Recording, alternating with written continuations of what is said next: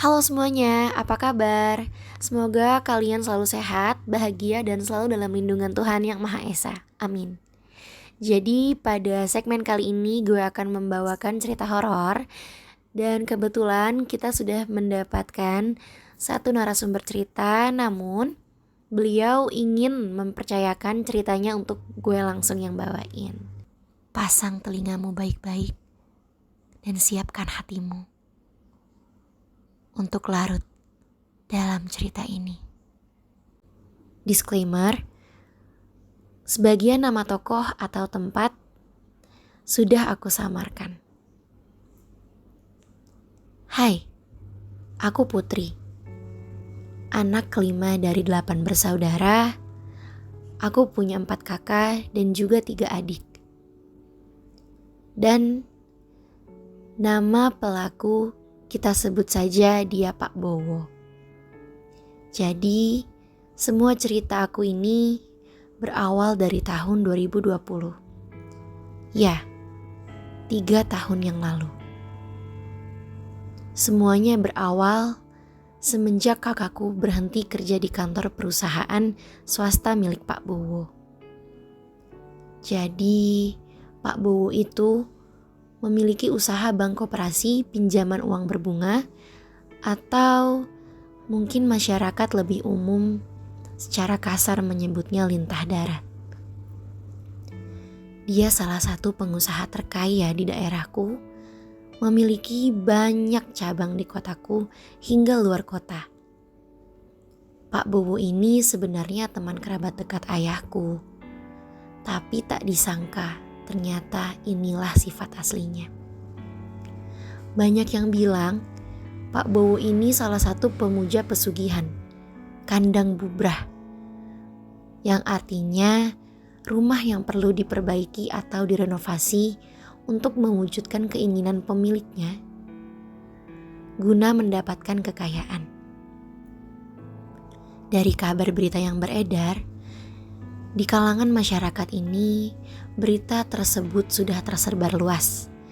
Karena sesuai apa yang dikatakan Pak Bowo, memang selalu merenovasi atau membangun bangunan rumah di setiap tahunnya. Entah itu rumahnya, kantor perusahaannya, dan di setiap tahun pula di dalam perbaikan rumah yang sedang dilakukan. Bahkan tak jarang banyak karyawan-karyawannya yang meninggal secara tiba-tiba dan penyebabnya tidak diketahui secara pasti karena kecelakaan saat bekerja. Begitulah pendapat beberapa orang. Entah itu sakit atau dalam keadaan berkendara, tapi untuk korban nyawa ini tak setiap tahun. Mungkin jika dihitung hanya 3 tahun sekali karyawannya meninggal dalam keadaan sedang bekerja. 2020, tepatnya bulan Oktober. Kakakku, sebut saja Kak Dewi, yang bekerja sebagai kasir di perusahaan Pak Bowo itu, resign dari tempatnya bekerja. Dengan alasan dia difitnah korupsi oleh Pak Bowo. Bukan hanya sekali 2 kali Pak Bowo memfitnah karyawannya korupsi. Bahkan sebelum kakakku yang terkena kezolimannya itu, sudah banyak para kasir atau bahkan karyawan dan stafnya yang difitnah korupsi di perusahaannya. Semua karyawannya tahu bahwa uang yang disangka korupsi oleh dia itu diambil untuk menikah. Ya, Pak Bowo adalah salah satu pria yang mungkin gila wanita. Dengan banyaknya harta, dia sudah menikahi lebih dari 7 wanita dengan sembunyi-sembunyi di belakang istri pertamanya. Satu demi satu karyawannya mulai mengundurkan diri dari perusahaannya dengan alasan takut terkena fitnah yang sedang beredar di perusahaannya itu. Tapi untuk kakakku yang sudah mengambil resign terlebih dahulu, membuatnya merasa tenang karena sudah tak bersangkut paut dengannya lagi. Tapi itu tak sebanding dengan rasa sakit hati ayahku yang merasa kerabat terdekatnya ini tega memfitnah anak kerabatnya sendiri. Ayahku tak tinggal diam. Dia datang menghampiri Pak Bowo ini ke rumahnya dan ingin Pak Bowo membersihkan nama baik anaknya yang memang tak punya salah apa-apa pada usahanya itu. Ayahku ingin menyelesaikannya dengan cara kekeluargaan dan kepala dingin. Tapi tetap saja, seorang Pak Bowo itu termasuk orang yang melempar batu sembunyi tangan, menutupi segala kesalahannya dengan membawa kesalahan orang lain. Ayahku kecewa dengan sikap dan perilakunya. Kerabat yang dari sejak susah hingga berjaya ditemani oleh ayahku bisa berbuat seperti itu. Akibat itu, ayahku memutus tali kerabat mereka. Tak salah memang rasa kecewa, dan sakit hati memang susah untuk diikhlaskan. Walau mulut terucap memaafkan, namun hati belum tentu sepenuhnya menerima. Selang setahun menuju kakakku menikah, Kak Dewi tadi, disitulah hal-hal aneh mulai terjadi pada keluargaku di rumah. Aneh memang, tapi ini terjadi hampir seluruh anggota keluargaku mengalami mimpi yang sama, yaitu dihantui sosok pria hitam dari mulai Kak Dewi yang bermimpi pertama lalu berlanjut kepada kakakku, bahkan aku, dan anggota keluargaku yang lain.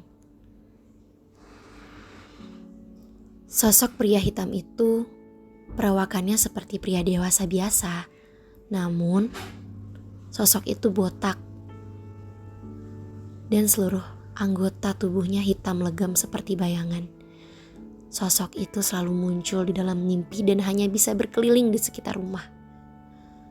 Setelah berbulan-bulan mencari tahu sosok apa itu, ibuku selalu mengatakan, "Banyakin sholat sama ngaji, biar rumah tuh adem." Dari situlah kita yang serumah tadinya sholat sendiri-sendiri langsung disuruh sholat berjamaah. Berinisiatif untuk bersama-sama melaksanakan ibadah. Setiap hari kita lakukan sholat berjamaah, mengaji, sampai di mana hari H, kakakku, Kak Dewi menikah. Sebelum Kak Dewi menikah, penyakit ayah sempat kambuh. Penyakitnya itu vertigo, sakit kepala yang luar biasa, dan kolesterol. Sampai ayah harus dibawa ke klinik terdekat untuk mendapatkan pertolongan. Dan alhamdulillah, tidak berselang lama ayahku bisa menikahkan Kak Dewi sampai selesai. Namun setelah itu, ayahku menjadi sakit-sakitan lebih sering daripada sebelumnya. Dan di luar nalar, karena sakitnya hanya kambuh pada jam-jam tertentu. Seperti pada waktu maghrib dan tengah malam saja. Kami seisi rumah sangat kebingungan. Mengapa sakitnya ayah hanya kambuh di jam-jam tertentu saja? Nah, dari sanalah ayah dan ibuku ikhtiar untuk mencari tahu. Sebenarnya sakit ini itu karena apa? Selang beberapa minggu, kondisi ayah membaik. Ayah dan ibuku memutuskan untuk pergi ke kota Cirebon. Karena ayah memiliki kenalan kiai di sana. Ibu dan ayah pergi hanya berdua saja. Mereka menginap sekitar 2 hari. Setelah 2 hari berlalu, ibu dan ayah kembali ke rumah. Dan ayah terlihat sehat-sehat saja. Keesokan harinya, ibuku baru memberanikan diri untuk bercerita kepada salah satu dari kakakku. Tak sengaja, aku mendengar percakapan mereka saat berbincang. Ibuku menceritakan semuanya pada kakakku, Kak Angga. Dan ternyata benar, pelakunya tak lain dan tak bukan adalah Pak Bowo. Dia sengaja mengirimkan santet tersebut pada ayahku karena dia tak terima dengan ucapan kebenaran yang ayahku tahu tentang dia. Karena dia takut semuanya terbongkar pada istri pertamanya. Padahal ayahku sudah tak peduli lagi dengannya. Bertemu saja sudah tak mau, apalagi mengurus kehidupannya. Kebanyakan orang itu hanya sawang sinawang, yang artinya silih sangka dalam menjalani kehidupan. Ibuku berkata bahwa santet tersebut datang dari Pulau Samosir yang berada di tengah Danau Toba di Provinsi Sumatera Utara. Dan obatnya pun hanya bisa didapat di pulau itu saja. Terungkaplah karena istri pertama Pak Bowo itu berasal dari kota Medan, Sumatera Utara. Dan sebelum kejadian terjadi, ada desas-desus kalau istrinya Pak Bowo ini sakit dan dibawa ke kota asalnya, Medan. Dari sanalah semuanya mulai panik. Santet sejauh itu bisa sampai ke sini.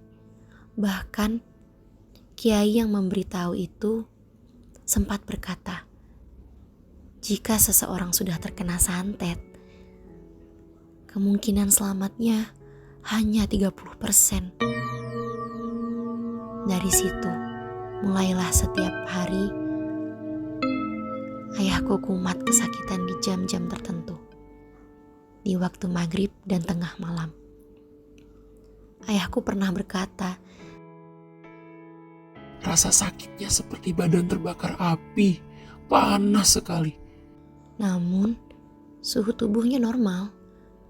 Sesak nafas seperti ditindas gajah atau benda berat, sampai rasa sakit di kepala yang luar biasa seperti melihat bumi berputar pun juga ikut dirasakan oleh ayahku. Setiap harinya kami selalu berdoa, ikhtiar, sabar, kerjasama, semuanya dilakukan oleh keluargaku. Berminggu-minggu, berbulan-bulan hingga bertahun-tahun ayahku tersiksa dengan rasa sakitnya itu. Walau tak setiap hari, namun setidaknya dalam sebulan hanya seminggu waktu pulihnya. Ayahku kembali normal dan dapat beraktivitas. Namun, ketika kumatnya mulai terjadi lagi, usaha pengobatan medis dan tradisional bahkan agamis sudah dilalui. Sedikit demi sedikit santet itu mulai memudar. Dengan kerjasama keluarga, dari doa ibu, dan usaha kakak-kakak dan adik-adikku yang membantunya saat ayahku sakit. Kuasa ilahi, selama 2 tahun, ayahku berhasil dan bisa melewati semuanya walau sakitnya itu luar biasa. Setelah ayahku menerima semuanya dengan ikhlas, akhir tahun bulan Desember kemarin, 2023, ayahku sudah tak merasa sakit lagi.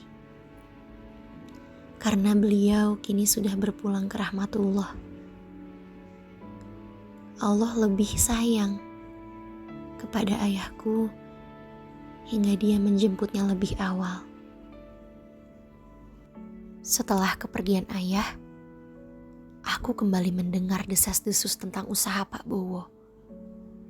Banyak yang bilang kalau usahanya kini menuju kebangkrutan.